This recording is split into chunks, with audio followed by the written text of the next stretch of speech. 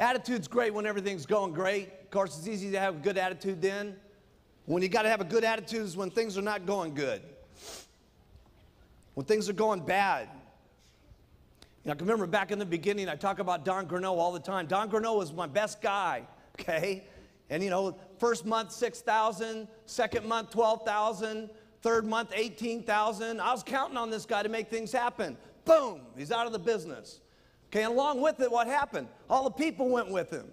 Okay, and what happened to my meetings? Went from 60 down to 20.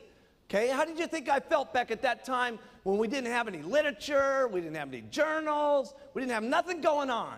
Okay, we had just a couple of bottles. Okay, and my only guy that I was counting on to really make things happen left. How do you think Mark Hughes really felt? Terrible. Put it in your notes. I felt bad.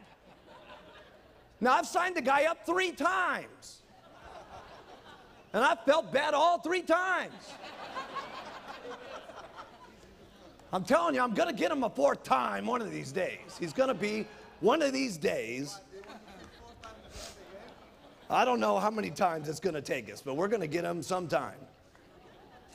But anyway, I felt terrible about it. 1985 came along. The FDA hit us like an atomic bomb, okay? And it was a very lonely situation when this thing happened. I mean, if you could have just imagined what was going on behind the scenes with this thing, it was unbelievable, because the attack wasn't just so much on the vitamin industry, it was an attack on Herbalife, okay? Because we were the big ones, we were the big target. I mean, in that FDA Senate hearings, there was 400 companies in there, okay? And 399 of them got 2 hours, and I got 1 day in 6 hours. Okay, and the night before, I'll never forget this, we were up in the top room of the Hyatt House, okay, and the Hyatt looked directly across at the Senate building, and they had called us up and they said, listen, Mark Hughes is not allowed to have any of his lawyers in the room, and he's not allowed to have any of his doctors in the room. He needs to come there alone. And there I was, 27 years of age, with no medical degrees, with no lawyer degrees, with no answers that were supposed to be happening in the testimony.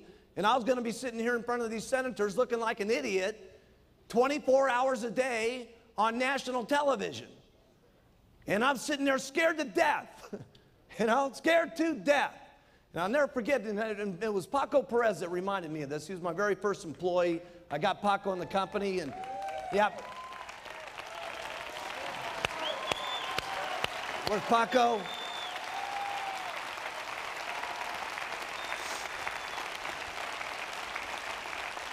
We were talking the other day, and he reminded me of this. He came up into my suite, and he said, listen, Mark, he says, what do you think's going to happen? I said, Paco, I have no idea, but I know one thing's for sure.